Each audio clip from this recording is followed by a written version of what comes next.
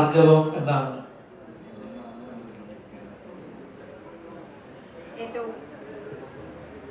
ഏറ്റവും ആദരണീയായ യോഗാധ്യക്ഷ doctor Seema John teacher, പ്രബന്ധം അവതരിപ്പിക്കുന്ന ഡോക്ടർ എം ശ്രീനാഥൻ സാർ, വേദിയിലും സദസ്സിലും ഇരിക്കുന്ന വിശിഷ്ട വ്യക്തികളെ, പ്രിയമുള്ളവർ, ഉണ്ണികൃഷ്ണൻ സാറിന് ഏറ്റവും ഉചിതമായ ഒരു യാത്രയയപ്പ് നൽകണമെന്ന് ഗവേഷണ കൂട്ടായ്മ ആലോചിക്കുമ്പോൾ എല്ലാവരും അത് ഒന്നുപോലെ തന്നെ ഏറ്റെടുക്കുകയായിരുന്നു. അതിലൊരു കാരണം മാത്രമേ ഉള്ളൂ. എപ്പോഴും ചേർത്തു നിർത്തലിന്റെയും കരുതലിന്റെയും ഒക്കെ ഒരു സൗമ്യ ഭാവമാണ് ഉണ്ണികൃഷ്ണൻ സാറ് ഞങ്ങൾ ഗവേഷകരോട് എല്ലാവരും പുലർത്തിയിട്ടുള്ളത് എന്നുള്ളത് തന്നെയാണ്. ഇന്നിപ്പോൾ ഈ സെമിനാറിന്റെ വിഷയം ഡോക്ടർ എ ഉണ്ണികൃഷ്ണനും ചട്ടമ്പി സ്വാമികളും എന്നുള്ളതാണ്. ചട്ടമ്പി സ്വാമികൾക്ക് മുൻപും അതിനുശേഷവും അങ്ങനെ ഒരു വ്യക്തിപ്രഭാവം ഉണ്ടായിട്ടില്ല. കാരണം അധികാരത്തിന്റെ ഗർവില്ലാതെ അറിവുകൊണ്ട് പ്രകാശം പരത്തിയ വ്യക്തിത്വമാണ് ചട്ടമ്പി സ്വാമികളുടെ. അതുതന്നെയാണ് ഉണ്ണികൃഷ്ണൻ സ്വാമി.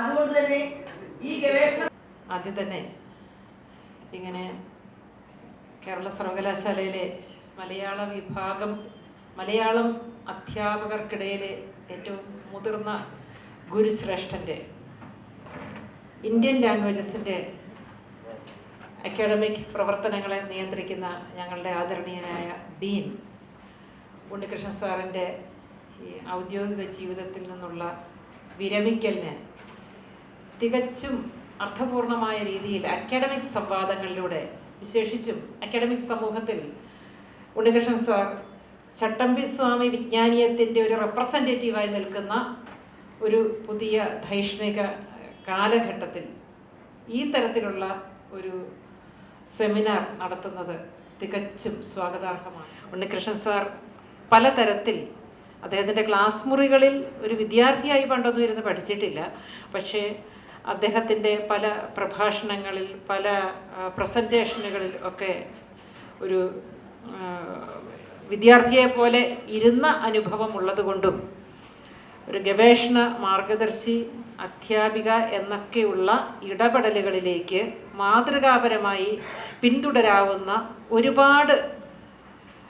ഒരുപാട് അംശങ്ങൾ സാറിൽ നിന്ന് എനിക്ക് സ്വീകരിക്കാൻ പറ്റിയിട്ടുണ്ട്. എന്ന് പറയുമ്പോൾ നമുക്ക് ഒരുപാട് മനുഷ്യരെ നമ്മളിങ്ങനെ കണ്ട് ഇടപെട്ട് പോകുമ്പോൾ എല്ലാവരിൽ നിന്നും എല്ലാം നമുക്ക് സ്വീകരിക്കാൻ പറ്റില്ല.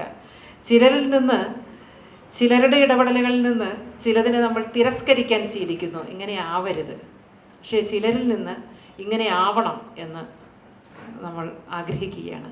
അങ്ങനെ ആഗ്രഹിക്കുന്ന എനിക്കൊന്നും ഞാൻ വിചാരിച്ചാൽ പോലും എനിക്ക് പറ്റുമെന്ന് തോന്നുന്നില്ല. സാറിൻ്റെ ആ ഒരു സംയമനം, വളരെ അത്യുദാത്തമായ സംയമനം. പിന്നെ ഏതൊരു അക്കാഡമിക് വിഷയത്തെയും, ഏതൊരു വേദിയിലും, ഏത് സെമിനാറിൻ്റെ ഏത് ജ്ഞാന ചർച്ചയ്ക്കിടയിലും സാർ പ്രകടിപ്പിക്കാറുള്ള ഉയർന്ന നിരീക്ഷണത്തോടു കൂടിയുള്ള അദ്ദേഹത്തിൻ്റെ അഭിപ്രായ പ്രകടനങ്ങൾ, ചില നേരങ്ങളിൽ മൗനം കൊണ്ട് അദ്ദേഹത്തിൻ്റെ അഭിപ്രായങ്ങളെ പ്രകടിപ്പിക്കാറുണ്ട്.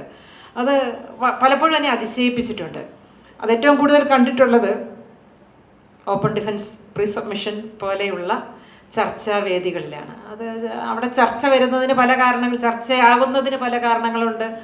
ആശയത്തിൻ്റെ പല പക്ഷങ്ങളുടെ വേദിയാകുമ്പോഴാവാം, ചിലപ്പോൾ ചിലരുടെയെങ്കിലും ധാരണക്കുറവിൻ്റെ പ്രശ്നങ്ങളാവാം. അങ്ങനെ പലതരത്തിലുള്ള സംവാദങ്ങൾ വരുമ്പോഴും അദ്ദേഹം കാര്യമാത്ര പ്രസക്തമായ, ഒരുപാട് വലിച്ചു നീട്ടിയൊന്നും പറഞ്ഞ് ഒരു കോലാഹലമൊന്നും സൃഷ്ടിക്കുകയല്ല, പകരം വളരെ കാര്യമാത്ര പ്രസക്തമായി ചില പോയിന്റുകൾ അദ്ദേഹം സമൂഹത്തിലേക്ക് വെച്ച് തരാറുണ്ട്. അതോടൊപ്പം ചില സന്ദർഭങ്ങളിൽ മൗനം കൊണ്ട്, അതായത് ഞാൻ ഇതിനെക്കുറിച്ചധികം പറയുന്നില്ല, ഇതിവിടെ പ്രതിപാദിച്ച ചില കാര്യങ്ങളിൽ നിന്ന് ബോധ്യപ്പെട്ടിട്ടുണ്ടാവും, ഈ തരത്തിലൊക്കെ സാറിൻ്റെ ചില മൗനത്തിലൂടെ ചില ബോധ്യങ്ങൾ സദസ്സിലേക്ക് പകർന്നു കൊടുക്കാറുണ്ട്. അപ്പോൾ അതൊക്കെ വ്യക്തിപരമായ സവിശേഷതയായിരിക്കെ തന്നെ ചട്ടമ്പി സ്വാമി എന്ന ഒരു വലിയ ജ്ഞാന സാമ്രാജ്യത്തെ കേരള സമൂഹത്തിൻ്റെ ബൗദ്ധിക മണ്ഡലത്തിലേക്ക് ഇത്ര തീക്ഷ്ണമായി കൊണ്ടെത്തിക്കാനുള്ള വളരെ ഗഹനമായ സംവാദങ്ങൾ എഴുത്തിലൂടെയും അദ്ദേഹത്തിൻ്റെ കീഴിലുള്ള നിരവധി ഗവേഷണങ്ങളിലൂടെയും സ്വന്തം പഠന സഞ്ചാരങ്ങളിലൂടെയും ഇത്രയധികം കൊണ്ടുപോയ മറ്റൊരു അക്കാഡമീഷ്യൻ ഉണ്ടെന്ന് ഞാൻ കരുതുന്നില്ല. വേറെ ആരും തന്നെ അങ്ങനെ എൻ്റെ ശ്രദ്ധയിൽപ്പെട്ടിട്ടില്ല. ഈ അത്രയ്ക്ക് ഗഹനമായി ചട്ടമ്പി സ്വാമിയുടെ ജ്ഞാനമേഖലകളിലൂടെ ഉണ്ണികൃഷ്ണൻ സാർ ഗവേഷണം നടത്തിയിട്ടുണ്ട്. കാരണം എന്നെ സംബന്ധിച്ചിടത്തോളം ചട്ടമ്പി സ്വാമികളെക്കുറിച്ച് ചെറിയ ക്ലാസ് മുതലേ കാണുന്നത് പത്രത്തിൽ അദ്ദേഹത്തിൻ്റെ ജന്മ വാർഷികം വരുമ്പോഴോ സമാധി വാർഷികം വരുമ്പോഴോ ഒക്കെ ഉള്ള ഏതെങ്കിലും പത്രങ്ങളിലൊക്കെ ഉള്ള ചില എഴുത്തുകൾ, പിന്നെ ആ ഒരു പീരീഡിലുണ്ടാവുന്ന പലപ്പോഴും ചെറിയ കാലത്തൊക്കെ മാതൃഭൂമി ആഴ്ചപ്പതിപ്പിലോ കലാകൗമുദിയിലോ ഒക്കെ വരുന്ന ചില ലേഖനങ്ങൾ, അങ്ങനെ ആ ഒരു തരത്തിൽ മാത്രമേ ചട്ടമ്പി സ്വാമിയെ ഞാൻ അറിഞ്ഞിരുന്നുള്ളൂ. അതിനപ്പുറം ചട്ടമ്പി സ്വാമിയുടെ കൃതികളെടുത്ത് വായിക്കാനുള്ള ഒരു തോന്നൽ പോലും പഠിക്കുന്ന കാലത്തോ അധ്യാപിക ആയതിനു ശേഷമോ ഒരിക്കലും ഉണ്ടായിട്ടില്ല. പിന്നീട് കാര്യമാത്ര പ്രസക്തമായി ചട്ടമ്പി സ്വാമിയെ അന്വേഷിക്കാനും ശ്രദ്ധിക്കാനും തുടങ്ങിയത് ഉണ്ണികൃഷ്ണൻ സാറിൻ്റെ ചില പ്രബന്ധങ്ങൾ, പുസ്തകങ്ങൾ ഒക്കെ കണ്ടതിന് ശേഷമാണ്. ആ മേഖലയിൽ പിന്നീട് കൗതുകകരമായി പിന്നെയും കൂടുതൽ ശ്രദ്ധിക്കാൻ കഴിഞ്ഞത് അദ്ദേഹത്തിൻ്റെ തന്നെ കീഴിലുള്ള ചില ഗവേഷണ പഠനങ്ങൾ. അതുപോലെ ഈ തരത്തിലുള്ള പഠനം, ഗവേഷണം എന്നതിനപ്പുറം അതിനെ ഒരു പ്രായോഗിക ജ്ഞാന പ്രക്രിയ എന്ന രീതിയിൽ ഒരു ഇംപ്ലിമെൻറ്റേഷൻ ലെവലിലേക്ക് വരുമ്പോൾ കേരളത്തിൻ്റെ കേന്ദ്ര സർവകലാശാലയിൽ ഒരു ചെയർ എന്ന നിലയിൽ ചട്ടമ്പി സ്വാമിയുടെ പേരിൽ ഒരു ഗവേഷണ കേന്ദ്രം വരുമ്പോൾ അതിൻ്റെ തലപ്പത്ത് ഉണ്ണികൃഷ്ണൻ സാറിനെയാണ് അന്ന് നിയോഗിച്ചതെന്ന് നമുക്കറിയാം.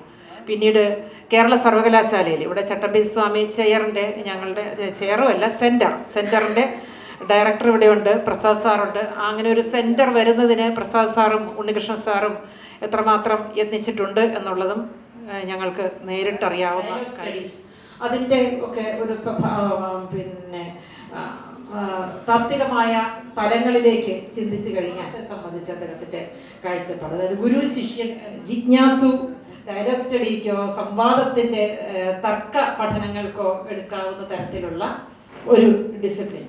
അതുപോലെ സൈക്കോളജിയുടെ ജ്ഞാനത്തിലേക്ക് ഉള്ള സഞ്ചാരത്തിലൂടെയുള്ള അദ്വൈത ജ്ഞാനത്തിലേക്കുള്ള സഞ്ചാരം, പിന്നെ വാഗർത്ഥത്തെ സംബന്ധിച്ച്, അർത്ഥത്തെ സംബന്ധിച്ച്, ഇന്ത്യൻ ലോജിക്, ഇതിനെയൊക്കെ കുറച്ചുകൂടെ കേരളീയമായ പക്ഷത്തേക്ക് കൊണ്ടുവരുന്ന തരത്തിലുള്ള അനാലിസിസ് ചട്ടമ്പി സ്വാമികൾ നടത്തിയിരിക്കുന്നു. അവന് ഏത് ഒരു പിന്നെ ഭാഷയോ സംസ്കാരമോ സാഹിത്യത്തിലൂടെയോ ഒക്കെ വ്യക്തിത്വം എന്ന് തന്നെ ചട്ടമ്പി സ്വാമിയെ കുറിച്ച് നമുക്ക് പറയാൻ പറ്റും. ഇതൊക്കെ ഇത് ഞാനുൾപ്പെടെയുള്ള ഒരുപക്ഷെ എനിക്ക് അദ്ദേഹം കരുതിയിട്ടുണ്ടാവില്ല ഇനിയും അദ്ദേഹം ഉൾപ്പെടുന്ന ഈ നാട് കുറേ കൂടി പുരോഗമിക്കും, കുറേ കൂടി സാമുദായിക സഹവർത്തിത്വത്തിൻ്റെ ഒരു സംസ്കാരമായി മാറിയേക്കും എന്ന് പ്രതീക്ഷിച്ചിട്ടായിരിക്കാം അദ്ദേഹം അതുപോലെയുള്ളവരുടെ ഒക്കെ സ്വപ്നം കണ്ടിട്ടുണ്ടാവാം. പിന്നെയും ആ കാലവും കഴിഞ്ഞ് വീണ്ടും കൂടുതൽ തീക്ഷ്ണമായ വിഭാഗീയ ബോധ്യങ്ങളിലേക്ക് രാഷ്ട്രം തന്നെയും മാറും എന്നൊന്നും അവരൊന്നും വിചാരിച്ചിട്ട് പോലും ഉണ്ടാവില്ല. എന്തു തന്നെയാണെങ്കിലും പുതിയ കാലഘട്ടത്തിൽ നിന്നുകൊണ്ട് അത് പഠിക്കാനുള്ള ഒരു വലിയ വിഭവ സമാഹരണം നമ്മുടെ ഉണ്ണികൃഷ്ണൻ സാർ നടത്തിയിട്ടുണ്ട് എന്നുള്ളതിൽ അദ്ദേഹം വർക്ക് ചെയ്യുന്ന സർവകലാശാലയുടെ ഭാഗമായിരിക്കുന്ന ഒരു എളിയ വ്യക്തി എന്ന നിലയിലും എനിക്ക് ഏറെ അഭിമാനമുണ്ട്. ദീർഘിപ്പിക്കുന്നില്ല. പ്രിയപ്പെട്ട ശ്രീനാഥ് സാറിന് ഈ പറഞ്ഞ മേഖലകളിലൊക്കെ വിശേഷിച്ചും ഭാഷയെ സംബന്ധിച്ച് അദ്ദേഹം അതിനുവേണ്ടി തന്നെ ജീവിതം ഒഴിഞ്ഞു വെച്ച വ്യക്തിയാണ്. ഇപ്പം ചട്ടമ്പി എന്താണ് അദ്ദേഹം ചെയ്യാൻ പോകുന്നതിന് നമുക്ക് കാണാൻ പോകുന്നതേ ഉള്ളൂ. അപ്പോൾ ചട്ടമ്പി സ്വാമി വിജ്ഞാനീയത്തെയും ഉണ്ണികൃഷ്ണൻ സാറിൻ്റെ കാഴ്ചപ്പാടുകളെയും എഴുത്തിനെയും ഒക്കെ കുറിച്ച് അതുപോലെ തന്നെ മറ്റൊരു അക്കാഡമീഷ്യനായ ശ്രീനാഥ് സാറ് സംസാരിക്കും. അദ്ദേഹത്തെ സ്നേഹാദരങ്ങളോടെ ഈ പ്രസൻറ്റേഷന് ക്ഷണിക്കുന്നു.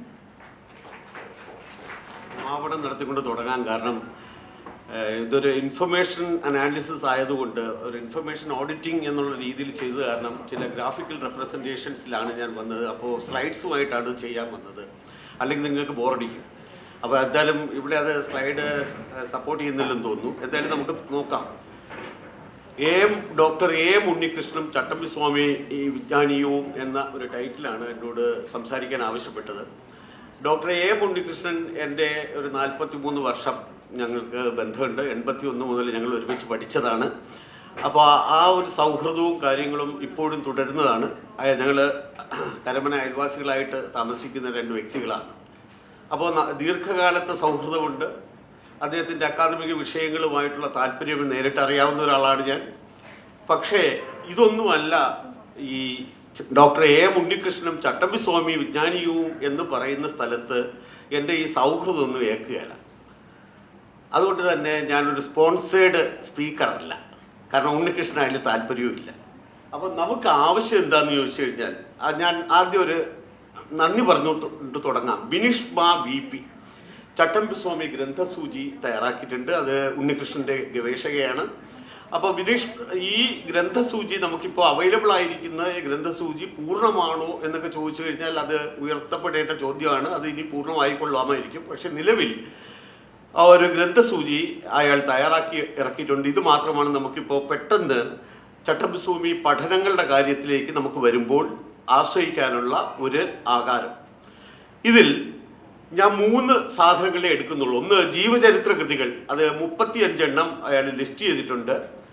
പിന്നെ ഉള്ളത് പഠന സമാഹാരങ്ങൾ 27 എണ്ണം, പ്രബന്ധ ലേഖനങ്ങളായിട്ട് 50. ഇത് 3ഉമാണ് ചട്ടമ്പി സ്വാമി പഠനങ്ങളുടെ ഒരു പശ്ചാത്തലമായിട്ട് ഞാനിവിടെ എടുക്കുന്നത്. അപ്പോൾ അത് വർഷം വളരെ ശ്രദ്ധിച്ച് കാണണം.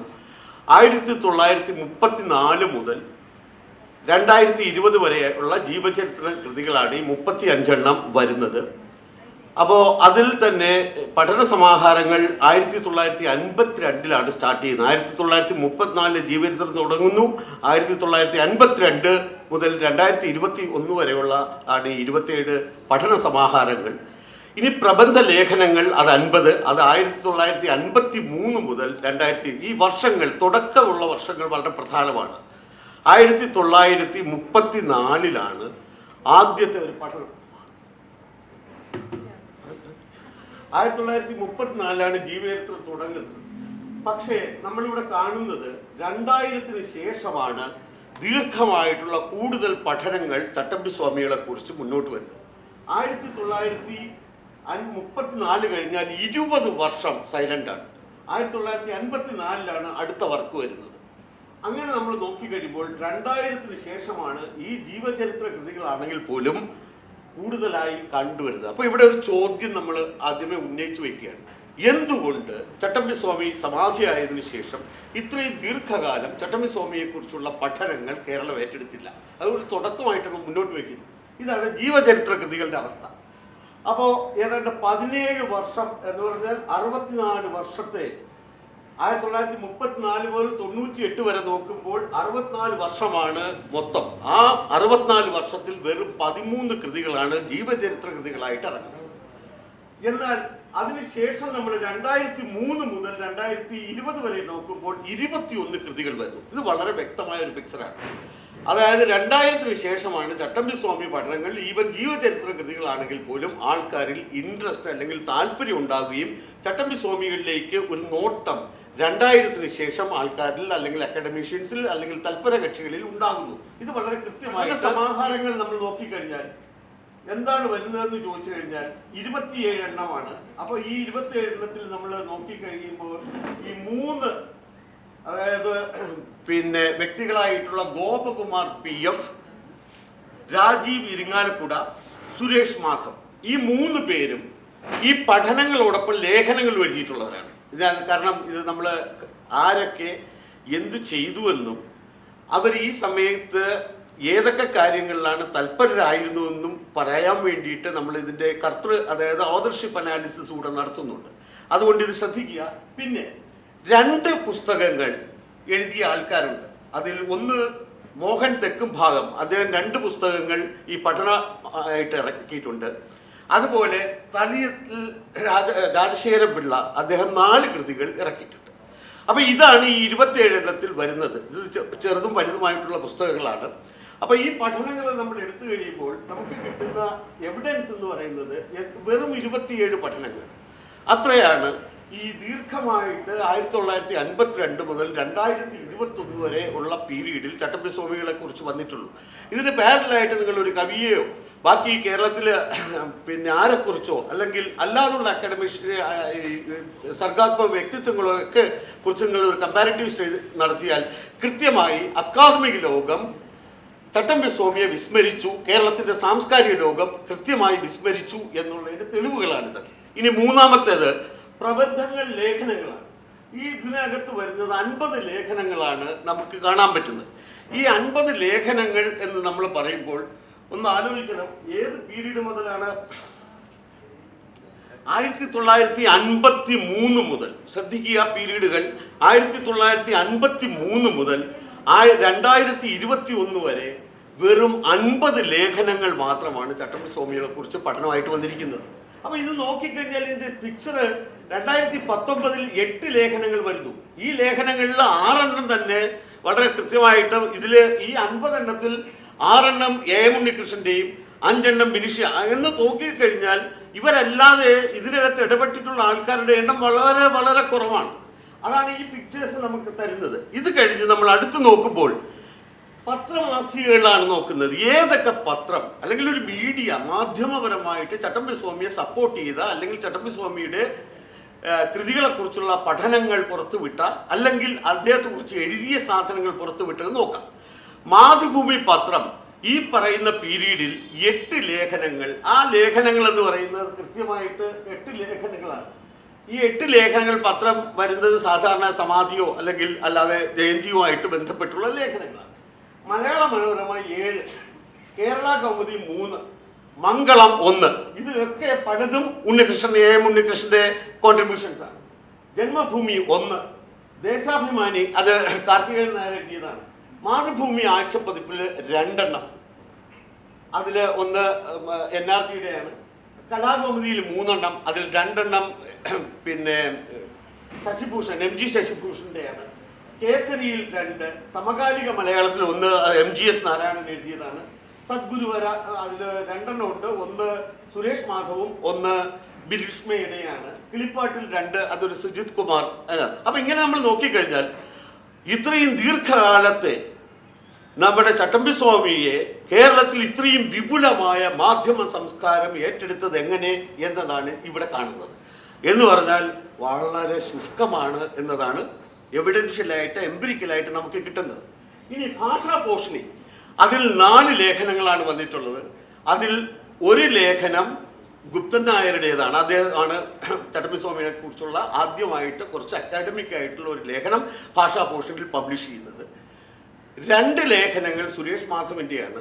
അവസാനം 4ാമത്തെ ലേഖനം എന്ന് പറയുന്ന ഹൃദയകുമാരി ടീച്ചർ എഴുതിയ ഒരു നവോത്ഥാനത്തെ കുറിച്ചുള്ള ഒരു ലേഖനമാണ്. അത് ചട്ടമ്പി സ്വാമികളെ കുറിച്ച് മാത്രമാണെന്ന് പറയാൻ പറ്റില്ല. അപ്പൊ ഭാഷാ പോഷണി 100 വർഷങ്ങളിലേറെ പഴക്കമുള്ള ഒരു വലിയ പ്രസിദ്ധീകരണം ചട്ടമ്പി സ്വാമിക്ക് കൊടുത്തിട്ടുള്ള പ്രാധാന്യം എന്ന് പറയുന്നത് ഈ 4 രചനകളാണ്. ഇനി വിജ്ഞാനകരളി, അത് വീണ്ടും ബിനിഷ്മയിലേക്ക് വരികയാണ്. ഒരേ ഒരു ലേഖനമാണ്. അതായത് ഗവേഷണത്തിന് താല്പര്യമുണ്ട് എന്ന് പറയുന്ന നമ്മുടെ അക്കാഡമിക് ലോകത്തിൽ ബിനിഷ്മ എന്ന് പറയുന്ന ഇപ്പോൾ ഗവേഷണം നടത്തുന്ന വിദ്യാർത്ഥി ഉണ്ണികൃഷ്ണന്റെ കീഴിൽ വർക്ക് ചെയ്യുന്ന കുട്ടിയുടെ ഒരേ ഒരു ലേഖനമാണ് ചട്ടമ്പി സ്വാമിയെക്കുറിച്ച് ഈ പറയുന്ന പീരീഡിനുള്ളിൽ വിജ്ഞാനകരളിയിൽ വരുന്നത്. സാഹിത്യ ലോകത്തിൽ ഒരു ഉണ്ണികൃഷ്ണൻ, അത് ഈ ഉണ്ണികൃഷ്ണനല്ല, മറ്റൊരു ഉണ്ണികൃഷ്ണൻ പിള്ള കേരള യൂണിവേഴ്സിറ്റി പഠിച്ചിരുന്നതാണ്, അയാളുടെ ഒരു ലേഖനമാണ് വന്നിട്ടുള്ളത്. ഇനി അധ്യായങ്ങളായിട്ട് ചില ചാപ്റ്റേഴ്സ്, അത് പി ഗോവിന്ദപിള്ളയുടെ ഉൾപ്പെടെയുള്ള ചാപ്റ്റേഴ്സ് ആയിട്ട് വന്നിട്ടുള്ളത് 8 എണ്ണമാണ്. ഇനി പിന്നെ കറന്റ് ബുക്സ് ന്യൂസ് ലെറ്ററിൽ ഒരു ലേഖനം എന്ന് പറഞ്ഞാൽ ഈ 50 ലേഖനങ്ങൾ നമ്മൾ ഡിസ്ട്രിബ്യൂട്ട് ചെയ്ത് നോക്കുമ്പോൾ വളരെ വളരെ ശുഷ്കമായ രീതിയിലാണ് ചട്ടമ്പി സ്വാമികളെ കുറിച്ച് കേരളം, അതായത് നമ്മൾ പറയുന്ന സാംസ്കാരിക കേരളം എന്നൊക്കെ പറയുന്ന ഈ സാംസ്കാരിക ലോകം അഡ്രസ്സ് ചെയ്തിരിക്കുന്നത്, അല്ലെങ്കിൽ അദ്ദേഹത്തെ അഭിമുഖീകരിച്ചിരിക്കുന്നത്, അല്ലെങ്കിൽ അദ്ദേഹത്തെ ഏറ്റെടുത്തത്. ഇത് വളരെ കൃത്യമായിട്ടുള്ള എംപിരിക്കലായിട്ടുള്ള കണക്കുകളാണ്. ഇനി കർത്തൃത്വത്തിലേക്ക് നമ്മൾ വരികയാണ്. ഈ കർത്തൃത്വം എന്ന് പറഞ്ഞ ഒരു ഓതർഷിപ്പിലേക്ക് നമ്മൾ വന്നു കഴിഞ്ഞാൽ കാണുന്നത് ആർട്ടിക്കിൾ 50 ആണ്. അതിൽ ഓതേഴ്സ് എന്ന് പറയുന്നത് 29 പേര് ചേർന്നാണ് ഈ 50 ലേഖനങ്ങൾ എഴുതിയിരിക്കുന്നത്. അതിൽ 26 പേരും ആണുങ്ങളാണ്, പുരുഷന്മാരാണ്. സ്ത്രീകളായിട്ടുള്ളത് വെറും 3 ആൾക്കാരാണ്. ഇതിൻ്റെ ആക്ച്വലായിട്ട് നമ്മൾ എടുത്തു കഴിഞ്ഞാൽ ശരിക്കും പറഞ്ഞു കഴിഞ്ഞാൽ അത് 17 പേര് അല്ല സോറി സ്റ്റഡീസ്, അതായത് ചട്ടമ്പിസ്വാമി പഠനങ്ങളിലേക്ക് നമ്മൾ വന്നു കഴിഞ്ഞാൽ 27 പഠനങ്ങളാണുള്ളത്. അതിൽ 22 ഓതേഴ്സാണുള്ളത്. ബാക്കി പലരും 1ഉം 2ഉം എഴുതിയിട്ടുള്ളത് കൊണ്ടാണ് അത് വരുന്നത്. ഇനി ആണുങ്ങളുടെ കാര്യത്തിൽ പുരുഷന്മാരുടെ എഴുത്തുകാരായിട്ട് നമ്മൾ നോക്കിയാൽ 20 പേരാണ്. ആ 20 പേരിൽ അവർ ലേഖനവും എഴുതിയിട്ടുള്ളത് കൊണ്ട് അത് ഒരു ഓതറായിട്ട് നമ്മൾ കൺസിഡർ ചെയ്യുകയാണെങ്കിൽ 17 പേരെ വരും. അങ്ങനെ വന്നു കഴിഞ്ഞാൽ സ്ത്രീകൾ 2. അപ്പോൾ ഇനി അടുത്ത് ജീവചരിത്രത്തിലേക്ക് നമ്മൾ വന്നു കഴിഞ്ഞാൽ 35 ജീവചരിത്രം ഉണ്ടെന്ന് നമ്മൾ പറയുന്നു. അതിൽ 33 ഓതേഴ്സിന് നമുക്ക് കാണാൻ പറ്റും. യഥാർത്ഥത്തിൽ മറ്റ് ഇതിൽ കൂടെ നമ്മൾ അവരെ ഉൾപ്പെടുത്തി കഴിഞ്ഞാൽ പിന്നെ 32 ഉള്ളൂ. അതിൽ 28 പേര് പുരുഷന്മാരും 5 പേർ സ്ത്രീകളുമാണ്. എന്ന് പറയുമ്പോൾ ഇതൊക്കെയാണ് 64 വർഷത്തെ ചട്ടമ്പിസ്വാമി പഠനങ്ങളുടെ ഒരു രൂപം നമുക്ക് കാണാൻ പറ്റുന്നത്. ആ രൂപം എങ്ങനെയാ വരുന്നുവെന്ന് ചോദിച്ചു കഴിഞ്ഞാൽ ഇത് മൊത്തത്തിൽ നമ്മൾ, അതായത് ആ കാലത്ത് ഉണ്ണികൃഷ്ണൻ എന്ന് പറയുന്ന ഉണ്ണികൃഷ്ണന്റെ ലേഖനങ്ങളല്ലാതെ അദ്ദേഹത്തിന്റെ പഠന രീതി സ്റ്റാർട്ട് ചെയ്യുന്നതിന് മുമ്പുള്ള ഒരു ചിത്രമാണ് നമ്മൾ പറഞ്ഞ. അതിൽ പോലും ഈ 50 ലേഖനങ്ങളിൽ 6ഓളം അദ്ദേഹത്തിൻ്റെതാണ്. അപ്പോൾ 78 ഓതേഴ്സാണ് ഈ 64 വർഷമായിട്ട് എത്രയോ ദീർഘമായിട്ടുള്ള 1934 മുതൽ ഈ പറയുന്ന 80ഓളം വർഷം എന്ന് പറയുന്ന ഈ പീരീഡിനകത്ത് വർക്ക് ചെയ്തിരിക്കുന്നു. അതിൽ 68 പേര് പുരുഷന്മാരും, അതായത് 87.17% പുരുഷന്മാരും 10 സ്ത്രീകളുമാണ്, അതായത് 12.82. ഇതാണ് ഇപ്പോൾ ഉണ്ണികൃഷ്ണൻ ഈ പഠന മേഖലയിലേക്ക് കടന്നു വരുന്നതിന് മുമ്പുള്ള ഒരു പിക്ചർ നമ്മൾ കാണുകയാണ്. അത് എന്നിട്ട് തുടങ്ങുന്നു എന്ന് ചോദിച്ചാൽ 1934 മുതൽ ആരംഭിക്കുന്ന ഒരു വലിയ ചട്ടമ്പിസ്വാമി പഠന പശ്ചാത്തലമായിട്ട് നമുക്ക് അവതരിപ്പിക്കാൻ പറ്റുന്ന ഇതാണ് എൻ്റെ ട്രൂ പിക്ചർ, എംപിരിക്കലായിട്ടുള്ള പിക്ചറാണ്. ഇനി ഈ പ്രസിദ്ധീകരണത്തെക്കുറിച്ച് നമ്മൾ അനലൈസ് ചെയ്യണം. ഇത് വളരെ രസമാണ്. എന്തുകൊണ്ട് നമ്മൾ പ്രസിദ്ധീകരണത്തെ ഇക്കാര്യത്തിൽ പരിഗണിക്കുന്നു എന്നുള്ളത് വളരെ പ്രധാനമാണ്. ഇതിൽ ഈ പ്രസിദ്ധീകരണം എന്ന് പറയുന്നത് ശരിക്കും പബ്ലിഷറെയാണ് ഇവിടെ കൂടുതലായിട്ട് ഉദ്ദേശിക്കുന്നത്. ഈ പബ്ലിഷറെ കുറിച്ച് നമ്മൾ ആലോചിക്കുമ്പോൾ സർക്കാരിൻ്റെ 3 സ്ഥാപനങ്ങളാണ് ചട്ടമ്പിസ്വാമിയെ അഡ്രസ്സ് ചെയ്തിട്ടുള്ളതെന്നാണ് നമ്മൾ കാണുന്നത്. ഒന്ന് കേരള ഭാഷാ ഇൻസ്റ്റിറ്റ്യൂട്ട്, അത് 2 പുസ്തകങ്ങൾ ഇറക്കിയിട്ടുണ്ട്. പിന്നെ സ്റ്റേറ്റ് ഇൻസ്റ്റിറ്റ്യൂട്ട് ഓഫ് എഡ്യൂക്കേഷൻ 1 പുസ്തകം ഇറക്കിയിട്ടുണ്ട്. അതിന് ഓതറില്ല, കാരണം അത് സ്റ്റേറ്റ് ഇൻസ്റ്റിറ്റ്യൂട്ട് ഇറക്കിയിരിക്കുന്ന ഒരു ജീവചരിത്രമായിട്ട് കാണുന്നതാണ്. പിന്നെ തിരുവിതാംകൂർ ദേവസ്വം ബോർഡ് എന്ന് പറയുന്ന സർക്കാരുമായി ബന്ധപ്പെടുന്ന ഒരു ഏജൻസി സ്ട്രക്ചർ നമ്മൾ നോക്കിയാൽ അതിൽ തന്നെ കറണ്ട് ബുക്സ് തുടങ്ങിയിട്ടുള്ള DC ബുക്സ്, അതുപോലെ SPCs തുടങ്ങിയിട്ടുള്ള വളരെ കുറച്ച് പേര് മാത്രമാണ് ഇതിനകത്ത് ഈ പുസ്തകം ജനങ്ങളിൽ എത്തിക്കാൻ കഴിയുന്ന പ്രസിദ്ധീകരണം. മറ്റുള്ളവരൊക്കെ അവർ പബ്ലിഷ് ചെയ്തില്ല എന്നുള്ളതല്ല, അവരെല്ലാവരും പബ്ലിഷ് ചെയ്തിട്ടുണ്ട്. പക്ഷെ പബ്ലിഷ് ചെയ്ത പുസ്തകത്തിൻ്റെ റീച്ച് അത് വളരെ പ്രധാനമാണ്. ഒരു പുസ്തകം പബ്ലിഷ് ചെയ്ത് കഴിഞ്ഞാൽ അത് എത്ര പേരിൽ എത്തിച്ചേരും എന്നുള്ളത് വളരെ പ്രധാനമാണ്. അത് ഒരു പോപ്പുലാരിറ്റിയെ സംബന്ധിച്ചിടത്തോളം, ഒരു വിജ്ഞാനത്തിൻ്റെ പ്രസരണത്തെ സംബന്ധിച്ചിടത്തോളം അല്ലെങ്കിൽ ഒരു ഇൻഫർമേഷൻ്റെ ട്രാൻസ്മിഷനെ സംബന്ധിച്ചിടത്തോളം വളരെ പ്രധാനമാണ്. അതുകൊണ്ടാണ് ഇത് ഈ രീതിയിൽ തന്നെ ലിസ്റ്റ് ചെയ്ത് പറയുന്നത്. ഇനി പഠനങ്ങളിലേക്ക് നമ്മൾ വരികയാണ്. അത് തിരുവനന്തപുരം വെച്ച് തുടങ്ങാം. ശ്രീ വിദ്യാധിരാജ സഭ 1 പുസ്തകം, ശ്രീ വിദ്യാധിരാജ വിശ്വകേന്ദ്രം 1 പുസ്തകം, നന്ദനം പബ്ലിഷേഴ്സ്, ഇതെല്ലാം തിരുവനന്തപുരത്ത് നിന്ന് ഇറങ്ങിയിട്ടുള്ളതാണ്. സഹസ്രജ്യോതി, ഈ സഹസ്രജ്യോതിക്കാര് ഒക്കെ നിങ്ങൾ എവിടെ കേട്ടിട്ടുണ്ടോ എന്ന് എനിക്കറിയില്ല. പിന്നെ തളിയൽ രാജശേഖരൻ പിള്ള സാറിൻ്റെ ഒരു പുസ്തകം അവരാണ് പ്രസിദ്ധീകരിച്ചിരിക്കുന്നത്. ഇനി അത് കഴിഞ്ഞ് ദർശനം പബ്ലിക്കേഷൻസ് 1 പുസ്തകം, സീസോ ബുക്സ് 1 പുസ്തകം, മോഡൽ പ്രസ് 1 പുസ്തകം, ഉപാസന സാംസ്കാരിക വേദി 1 പുസ്തകം, ഇനി ചട്ടമ്പിസ്വാമി ആർക്കൈവ്സ് ആരുടെ 1 പുസ്തകം.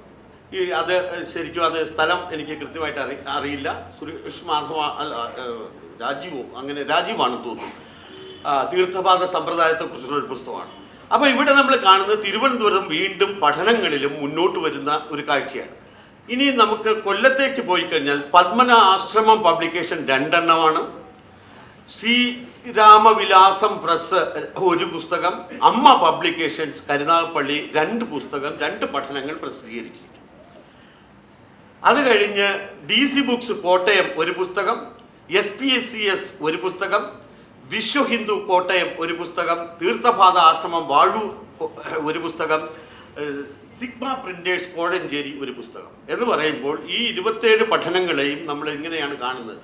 റീജിയണലായിട്ട് നമ്മൾ നോക്കുമ്പോൾ ഇവിടെ നിന്നൊന്നും തന്നെ നമ്മൾ ദൂരെ പോയി കഴിഞ്ഞാൽ ഇതിനകത്ത് കോഴിക്കോടിൻ്റെ ഒരു പുസ്തകം ആദ്യമായിട്ട് ഇത് മനസ്സിലാക്കുന്നത് കേരളത്തിൻ്റെ പൂർണ്ണമായിട്ടുള്ള ഒരു അക്കാദമിക ദാരിദ്ര്യം കേരളത്തിനുണ്ട് എന്നതാണ്.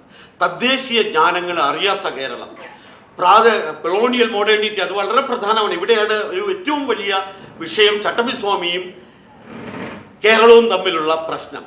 കൊളോണിയൽ മോഡേണിറ്റിയാണ് കേരളം ഉണ്ടാക്കിയത് എന്ന് വിശ്വസിക്കുന്ന പൊട്ടന്മാരുടെ നാടാണ് കേരളം. പക്ഷേ ചട്ടമ്പിസ്വാമി അതല്ലായിരുന്നതുകൊണ്ട് അദ്ദേഹം കൗണ്ടർ ഇന്ത്യൻ മോഡേണിറ്റി എന്ന് പറയുന്ന ആശയം, അതായത് പിൽക്കാലത്ത് നമ്മൾ കൊസാംബിയിലൊക്കെ വായിച്ചറിയുന്നത്, കൊസാംബിക്കൊക്കെ എത്രയോ കാലങ്ങൾക്ക് മുമ്പ് ചട്ടമ്പിസ്വാമി ഈ പറയുന്ന ബദലാധുനികത അല്ലെങ്കിൽ തദ്ദേശീയ ആധുനികത അല്ലെങ്കിൽ ഈ പറയുന്ന കൊളോണിയൽ മോഡേണിറ്റി നമുക്ക് ആവശ്യമില്ല, അതിനേക്കാൾ ആധുനികമാണ് ഇന്ത്യ. ആ ഇന്ത്യയിലുള്ള ഈ പറയുന്ന പഴയ നമ്മൾ ഈ പറഞ്ഞു നടക്കുന്ന നോളജ് അല്ല ചട്ടമ്പിസ്വാമി എടുത്തത്. ചട്ടമ്പിസ്വാമി ഈ ബ്രാഹ്മണിക്കലായിട്ടുള്ള എലൈറ്റ് നോളജിനെ അല്ല എടുത്തത്, അതിനുള്ളിലുള്ള കൃത്യമായിട്ടുള്ള കൗണ്ടർ നോളജിനെയാണ് ചട്ടമ്പി. അതാണ് ഈ ബദലാധുനികതയുടെ പ്രത്യേകതയായിട്ട് വരുന്നത്.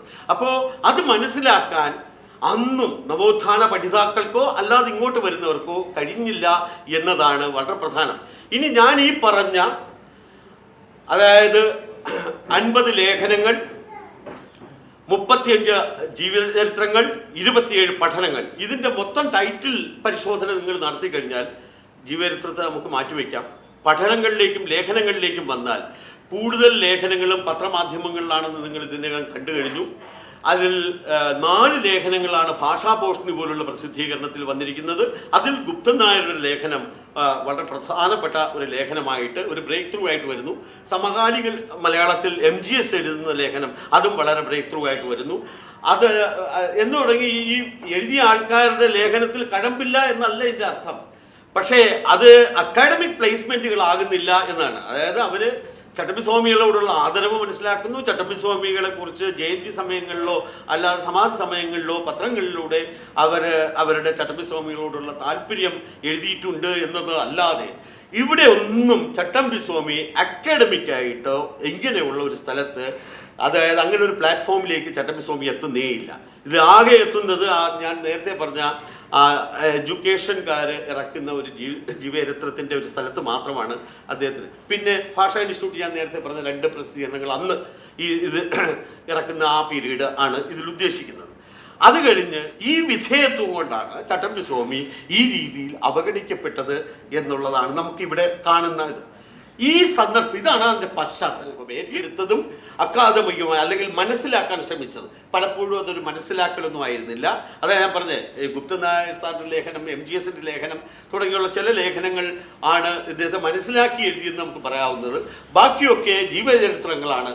മറ്റ് ചില ലേഖനങ്ങളൊക്കെ എന്ന് പറഞ്ഞാൽ ഇദ്ദേഹത്തോടുള്ള ആദരവും ഇദ്ദേഹത്തെ ഇൻട്രൊഡ്യൂസ് ചെയ്യുന്ന ഇൻട്രൊഡക്ടറി ആർട്ടിക്കിൾസുമാണ്. അതിനപ്പുറത്തേക്ക് ഒരു അക്കാദമികമായിട്ടുള്ള വാല്യൂ അല്ലെങ്കിൽ മൂല്യം നമുക്ക് നിശ്ചയിക്കാൻ പറ്റുന്നതായിരുന്നില്ല ഈ പറഞ്ഞ കാര്യങ്ങളിലൊക്കെ. എന്നാൽ ഇവിടെ വരുമ്പോൾ ഈ പറയുന്ന 3 ഇതിനകത്ത് കൂടെ 217 ലേഖനങ്ങൾ, 18 ഉപവൈജ്ഞാനിക ശാഖകളിലൂടെ ചട്ടമ്പിസ്വാമി പഠനങ്ങൾ മുന്നേറുകയാണ്. അപ്പോൾ ഈ ബഹുഭാഷാ വിജ്ഞാനീയ അല്ലെങ്കിൽ ബഹുവൈജ്ഞാനിക മേഖലയിലേക്ക് ചട്ടമ്പിസ്വാമികളെ പ്രവേശിപ്പിക്കുകയാണ്. ഈ ബഹുവൈജ്ഞാനികത അതുവരെ ആരും ഐഡൻറ്റിഫൈ ചെയ്തിരുന്നില്ല. ചട്ടമ്പിസ്വാമികൾ ഇങ്ങനെ ഒരു ഗവേഷണ, അതായത് ഇന്നും കേരളത്തിൽ നിന്നിറങ്ങുന്ന പല PhDകളെയും ചട്ടമ്പിസ്വാമിയുടെ ഗവേഷണ മാതൃക ഉപയോഗിക്കുകയാണെങ്കിൽ പല PhDയും തിരിച്ചു വിളിക്കേണ്ടി വരും. കാരണം അത്രയും എംപിരിക്കലായിട്ടുള്ള, അതായത് ഞാൻ നേരത്തെ പറഞ്ഞത് സയൻസ് ആണ്. അതായത് ഇവിടെ ഈ പാശ്ചാത്യർ വരുമ്പോൾ പാശ്ചാത്യർക്ക് ഇന്ത്യക്കാരോടുള്ള മനോഭാവവും ഇത് മാത്രമായിരുന്നു. അതായത് ശാസ്ത്രം എന്നത് യുക്തി അധിഷ്ഠിതമായിട്ടുള്ളതും ടെസ്റ്റബിൾ ആണ്, അത് പരിശോധിക്കാൻ പറ്റുന്ന കാര്യമാണ്. ഇന്ത്യക്കാർക്ക് ചരിത്രമേ ഇല്ല, ശാസ്ത്രവുമില്ല. ഇതാണ് ഈ 2 കാര്യം. കാരണം അവർക്ക് അന്ധവിശ്വാസമേ ഉള്ളൂ. ഈ ഒരു ധാരണയായിരുന്നു ബ്രിട്ടീഷുകാർക്ക് ഇന്ത്യയെക്കുറിച്ച് ആദ്യം ഉണ്ടായിരുന്നത്. ഇത് പിന്നെ മാറുന്നുണ്ട്, അത് പിന്നീടാണ്. അത് മോഷ്ടിക്കാൻ വേണ്ടിയിട്ട്, അതായത് വൈജ്ഞാനിക മോഷണത്തിന് വേണ്ടിയിട്ടുള്ള മാറ്റമായിരുന്നു പിന്നീട് സംഭവിച്ചത്. അപ്പോൾ ഇവിടെ ഈ ശാസ്ത്രത്തെക്കുറിച്ചുള്ള ഇത്, അതുകൊണ്ടാണ് ഞാൻ പറഞ്ഞത് ശാസ്ത്രം റാഷണലാണ്, യുക്തിസഹമാണ്, പാശ്ചാത്യത ശാസ്ത്രമാണ്, അതാണ് യുക്തിസഹം എന്ന് നമ്മളെ പഠിപ്പിച്ച ആധുനിക പിന്നെ ഈ പറയുന്ന കൊളോണിയൽ ആധുനികത അതിന് ബദലായിട്ട് ചട്ടമ്പി സ്വാമി വെച്ചത് എടോ പൊട്ട എന്ന് തന്നെ വിളിക്കുക. അതായത് തൻ്റെ ഏറ്റവും വലിയ ലോജിക്കും അടിസ്ഥാനപരമായി തൻ്റെ എല്ലാ ശൈക്ഷണികതയും നിലനിൽക്കുന്നത് തൻ്റെ ബൈബിളിലാണ്. ആ ബൈബിൾ ഇറാഷണലാണ്, അത് റാഷണലല്ല, അതിന് യുക്തിബോധമില്ല, യുക്തിസഹമല്ല, യുക്തിയധിഷ്ഠിതമല്ല തൻ്റെ രചന. താൻ ആഘോഷിക്കുന്ന തൻ്റെ ഈ ബൈബിൾ എന്ന് പറയുന്ന സാധനത്തിന് യാതൊരു യുക്തിയില്ല, അയുക്തികമാണ് എന്ന് ഇന്ത്യൻ തർക്കശാസ്ത്രത്തിൻ്റെ ഇന്ത്യൻ യുക്തിബോധം വെച്ചിട്ട് ചട്ടമ്പിസ്വാമി പ്രൂവ് ചെയ്യണം. അപ്പോൾ ഇവിടെയൊക്കെ ചട്ടമ്പിസ്വാമി എന്താണ് ഉണ്ടാക്കിയത്? ആൻറ്റി കൊളോണിയൽ ആയിട്ടുള്ള, ഗാന്ധി എന്തുണ്ടാക്കിയെന്നല്ല, അദ്ദേഹം ഉണ്ടാക്കിയത് ആൻറ്റി കൊളോണിയൽ ആയിട്ടുള്ള ഈ ബോധത്തെ അദ്ദേഹം കൊണ്ടുവരികയാണ്. അത് ഇംഗ്ലീഷുകാരോട് തന്നെ പറയുകയാണ്, തൻ്റെ ഈ പറയുന്ന യുക്തി ശാസ്ത്രം ഒന്നുമില്ല, കാരണം നമ്മൾ അതിനേക്കാൾ മിടുക്കന്മാരാണ്, അതുകൊണ്ടാണ് നമുക്ക് തൻ്റെ ഈ ബൈബിളിനെ പോലും യുക്തിസഹമല്ലാന്ന് വളരെ വളരെ ക്ലിയറാണ്, എവിഡൻഷ്യലി ക്ലിയറാണ്. ആ കൗണ്ടർ മോഡേണിറ്റി എന്ന് പറയുന്നത് എവിഡൻഷ്യലി ക്ലിയറാണ്. ചട്ടമ്പിസ്വാമി മാത്രമേ സൗത്ത് ഏഷ്യയിൽ അല്ലെങ്കിൽ ഈ പറയുന്ന ഉപഭൂഖണ്ഡത്തിൽ അത്തരത്തിൽ ഒരു ആൻറ്റി ബ്രിട്ടീഷ് ആൻറ്റി കൊളോണിയൽ ആയിട്ടുള്ള ഇൻ്റലക്ച്വൽ പൊസിഷൻ എടുത്തിട്ടുള്ളൂ. വേറെ ആരും എടുത്തിട്ടില്ല. ബാക്കിയുള്ളവരെയൊക്കെ ചുമ്മാ പറഞ്ഞ് പ്രചരിപ്പിക്കുന്നതാണ്. കാരണം പാവം അംബേദ്കറിന് പോലും ഒരുപാട് കൺഫ്യൂഷൻസ് ഉണ്ടായിരുന്നു നമുക്ക്. കാരണം ഈ അംബേദ്കറിൻ്റെ മോഡലും ഈ ചട്ടമ്പിസ്വാമിയും ശ്രീനാരായണ ഗുരുവും കേരളത്തിൽ പ്രാക്ടീസ് ചെയ്ത മോഡലും കൂടെ നിങ്ങൾ പരിശോധിച്ചു കഴിഞ്ഞാൽ അതറിയാം.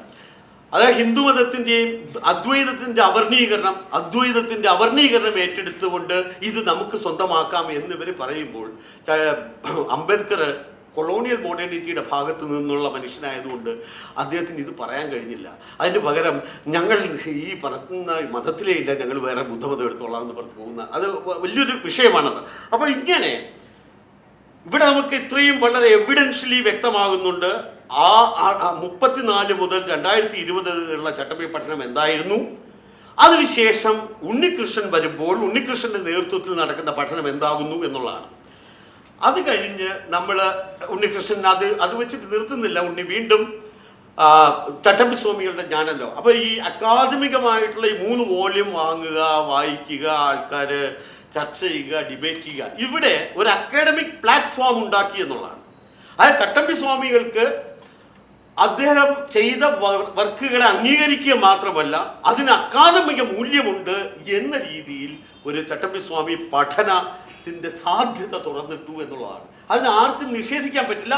അതിന് മുമ്പ് അതുണ്ടായിട്ടില്ല, ഇനി അതിന് പിമ്പുണ്ടാകുന്നെങ്കിൽ ഇതിനെ വെച്ചിട്ട് വരും. ഇതാണ് നമ്മൾ സാധാരണ ഹിസ്റ്റോറിക്കൽ പങ്ക്ച്വേഷൻസ് എന്ന് പറയുന്നത്. ഹിസ്റ്റോറിക്കൽ പങ്ക്ച്വേഷൻസ് എന്ന് പറയുമ്പോൾ ഒരു സ്റ്റഡി, ഒരു അക്കാഡമിക് മേഖല എവിടെ നിന്നുകൊണ്ട് എന്തിലേക്ക് മാറുന്നു എന്നുള്ളതാണ്. ആ പങ്ക്ച്വേഷനാണ് ഇവിടെ ഓപ്പൺ അപ്പ് ചെയ്യുന്നത്. അതായത് അന്ന് വരെ ചട്ടമ്പിസ്വാമികൾ പത്രത്തിലുള്ള ഒരു പൊതു വാർത്തകളായിരുന്ന ഒരു പൊതുലേഖനങ്ങളിൽ ഒതുങ്ങിയ ചട്ടമ്പിസ്വാമിയെ അക്കാദമികമായിട്ടുള്ള ഇൻ്റലക്ച്വൽ പാർലൻസിലേക്ക് മാറ്റി പ്ലേസ് ചെയ്യുന്നു. ഇത് ഒരു തരത്തിൽ വിമോചനവും മറ്റൊന്ന് രേഖപ്പെടുത്തലുമാണ്. അതൊരു പൊസിഷനിങ് ആണ്. ഇതാണ് ഉണ്ണികൃഷ്ണൻ എന്ന് പറയുന്ന വ്യക്തി ചട്ടമ്പിസ്വാമി വിജ്ഞാനീയത്തിൽ നടത്തിയ ഏറ്റവും പ്രധാനമായിട്ട് കാണേണ്ട ഘടകം. അതിലേക്ക് നമ്മൾ വരുന്നു. ഇതിനോടൊപ്പം അക്കാഡമിക് മേഖലയിൽ നിന്ന് മാത്രം നിന്നാൽ പറ്റില്ല എന്നതുകൊണ്ടാണ് പൊതുജനങ്ങൾക്കായിട്ട് അതിൽ ചട്ടമ്പിസ്വാമികളുടെ ജ്ഞാനലോകങ്ങൾ അത് വളരെ അധികം കുട്ടികൾക്ക് ഉൾപ്പെടെയുള്ളവർക്ക് വായിക്കാനും കൃത്യമായിട്ട് ചട്ടമ്പിസ്വാമികളിൽ താല്പര്യമുണ്ടാക്കാനും കൂടുതൽ ചട്ടമ്പിസ്വാമികളെ വായിക്കണമെന്ന് അവരിൽ പ്രേരിതരാക്കാനും പറ്റുന്ന തരത്തിലുള്ള ഒരു പൊതു പുസ്തകം അടുത്ത് ഇറക്കുകയാണ്. ഇത് കഴിയുമ്പോൾ നമ്മൾ നേരത്തെ പറഞ്ഞ ഓഥർ ഇൻഡെക്സിങ്ങിലേക്ക് പോവുകയാണ്. ഇവിടെ എന്താണ് നമ്മൾ മനസ്സിലാക്കുന്നതെന്ന് ചോദിച്ചാൽ 78 പ്രസിദ്ധീ ഓഥേഴ്സ് ആണ് ഈ നേരത്തെയുള്ള പീരീഡിൽ നമ്മൾ കാണുന്നത്. അന്ന് ഈ പറഞ്ഞ 3 സാധനം, അതായത് 35 ജീവചരിത്രവും 27 പഠനങ്ങളും അതുപോലെ തന്നെ ഈ ലേഖനങ്ങൾ 50 ഒക്കെ ചേർത്ത് 112 എണ്ണം ഈ 78 ഓഥേഴ്സ് ക്രിയേറ്റ് ചെയ്തു.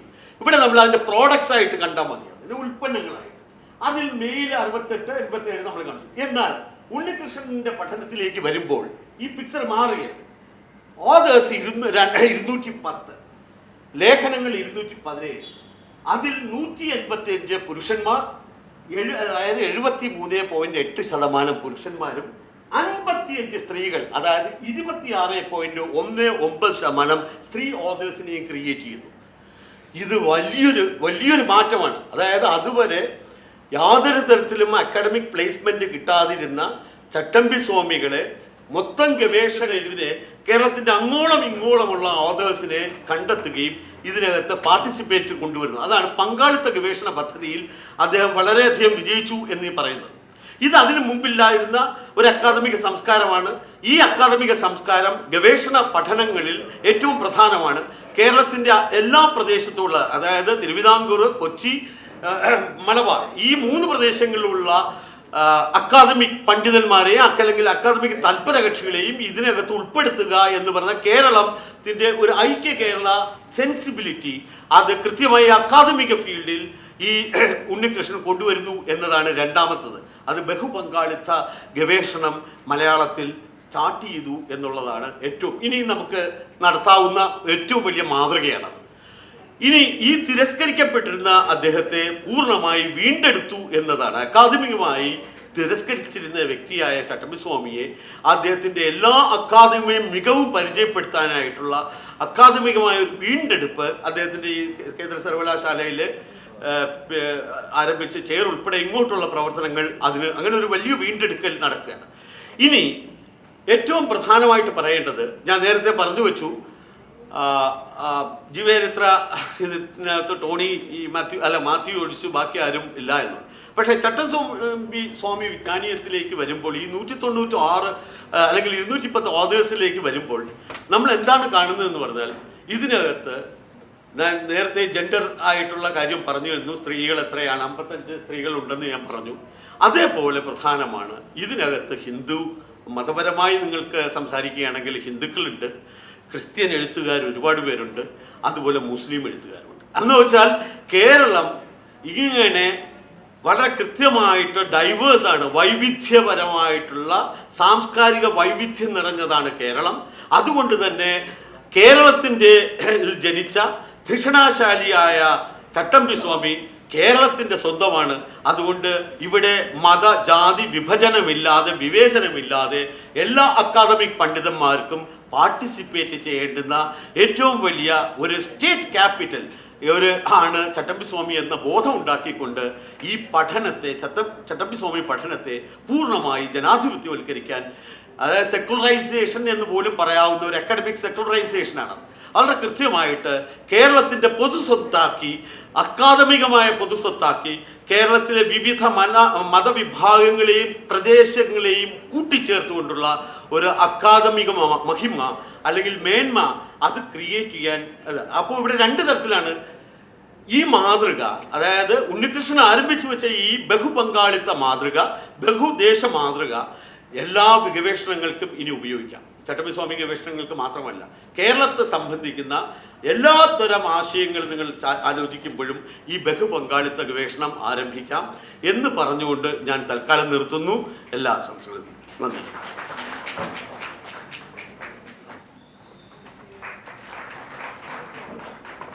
തുഞ്ചത്തെഴുത്തച്ഛൻ മലയാളം സർവകലാശാല ഈ സെമിനാറിന് ഉണ്ണികൃഷ്ണൻ സാർ വിരമിക്കുന്ന ഈ അവസരത്തിൽ ഗവേഷകർ അദ്ദേഹത്തിന് നൽകുന്ന ആദരവാണ് ഈ പരിപാടി. സാറിനോടൊപ്പം ചട്ടമ്പിസ്വാമി സംബന്ധമായി ഗവേഷണം പൂർത്തിയാക്കി PhD ബിരുദം നേടിയതിനാലാണ് ഈ സെക്ഷനിൽ എനിക്ക് നന്ദി പറയാനുള്ള അവസരം തന്നത്. ഈ ധന്യമായ ചടങ്ങിൽ നന്ദി പറയാൻ അവസരം ലഭിച്ചത് എൻ്റെ ഭാഗ്യമായി ഞാൻ കരുതുന്നു. ബഹുമാനപ്പെട്ട അധ്യക്ഷ, ഈ സെമിനാറിൻ്റെ അധ്യക്ഷ, കേരള സർവകലാശാല മലയാള വിഭാഗം വകുപ്പ് മേധാവി സീമ ജെറോം ടീച്ചറാണ്. ടീച്ചർ ചട്ടമ്പിസ്വാമികളെ കുറിച്ച് വളരെ ആഴത്തിൽ പഠിച്ച് വളരെ ചുരുക്കം വാക്കുകളിൽ സ്വാമിയെ വളരെ വ്യക്തമായി ഇവിടെ അവതരിപ്പിക്കുകയുണ്ടായി. ടീച്ചറിന് മഹിതം സുഹൃതത്തിൻ്റെ പേരിലുള്ള നന്ദി രേഖപ്പെടുത്തുന്നു. നമുക്ക് ഇവിടെ പ്രഭാഷണത്തിനായി വന്നിട്ടുള്ള ശ്രീനാഥൻ സാർ, അതിനു മുന്നേ 1-2 കാര്യങ്ങൾ കൂടി പറയട്ടെ. ഈ വളരെ ആഴത്തിലുള്ള ഇത്തരത്തിലുള്ള പഠനത്തിന് എൻ്റെ പഠന മേഖലയും കൂടി ഉൾപ്പെടുത്തിയതിൽ സാറിനോടുള്ള നന്ദി ഞാൻ ആദ്യമേ രേഖപ്പെടുത്തുകയാണ്. അതിന് ഒരുപാട് സഹായമായ ഘടകങ്ങൾ രാമൻ നായർ സാറിനെ പോലെയും സുലോചന ദേവി ടീച്ചറിനെ പോലെയും അതുപോലെ തന്നെ അത് ചട്ടമ്പിസ്വാമി ആർക്കേവ് എന്ന ഒരു പരമ്പര തന്നെ സാറ് നടത്തുന്നുണ്ട്. അതൊക്കെ വളരെ ബഹുമാന ആദരണീയം അർഹിക്കുന്ന നിലയിലുള്ള പ്രവർത്തനങ്ങളാണ് രാമൻ നായർ സാറ് നടത്തിക്കൊണ്ടിരിക്കുന്നത്. അതുപോലെ തന്നെ Vidyadhiraja international foundation Gopinatha Pillai sir വളരെയധികം ഈ പഠന മേഖലയിൽ ജീവിതം സമർപ്പിച്ച് തന്നെ നടത്തുന്നതായിട്ട് എനിക്ക് അനുഭവപ്പെട്ടിട്ടുണ്ട്.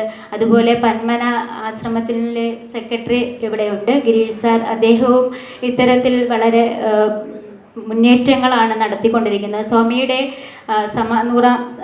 മഹാസമാധിയുടെ ശതാബ്ദിയാണ് ഇപ്പോൾ കഴിഞ്ഞത്. അപ്പോൾ അദ്ദേഹം നടത്തിയ അദ്ദേഹത്തിൻ്റെ പ്രവർത്തനങ്ങളുടെ മികവ് നമ്മളെല്ലാവരും കണ്ടതാണ്.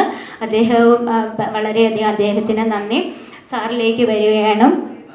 ശ്രീനാഥൻ സാർ ചട്ടമ്പിസ്വാമി പഠന മേഖലയിൽ വലിയ സംഭാവനകൾ നൽകിക്കൊണ്ടിരിക്കുന്ന വ്യക്തിയാണ്. അദ്ദേഹത്തിൻ്റെ പഠനം ദൈക്ഷണികമായി, അദ്ദേഹത്തിൻ്റെ ചട്ടമ്പിസ്വാമി സംബന്ധമായ പഠനം വളരെയധികം ദൈക്ഷണികമായി മുന്നേറിക്കൊണ്ടിരിക്കുകയാണ്. ബാക്കി അദ്ദേഹത്തിൻ്റെ പുസ്തകങ്ങളൊക്കെ അതാണ് നമുക്ക് വെളിവാക്കി തരുന്നത്. അദ്ദേഹത്തിനോടുള്ള നന്ദി രേഖപ്പെടുത്തുന്നു. പിന്നെ നമുക്കൊക്കെ പ്രിയപ്പെട്ട ഉണ്ണികൃഷ്ണൻ സാറിൻ്റെ വാത്സല്യം, അതിനപ്പുറം സാറ് നമ്മളെ കരുതലോടെ ചേർത്ത് നിർത്തുന്നതിനെ സാറിന് ഹൃദയപൂർവ്വം നന്ദി പറയുകയാണ്. ഇവിടെ എത്തിയിട്ടുള്ള മഹത് വ്യക്തികൾ, ഞാൻ ഓരോരുത്തരെയായി പേരെടുത്ത് പറയുന്നില്ല, എല്ലാ മഹത് വ്യക്തികളും, എല്ലാവരും മഹത് വ്യക്തികളാണ്. അവർക്കൊക്കെ ഒറ്റവാക്കിൽ നന്ദി പറയുന്നു. എല്ലാവർക്കും ഒരിക്കൽ കൂടി നന്ദി പറഞ്ഞുകൊണ്ട് നിർത്തുന്നു.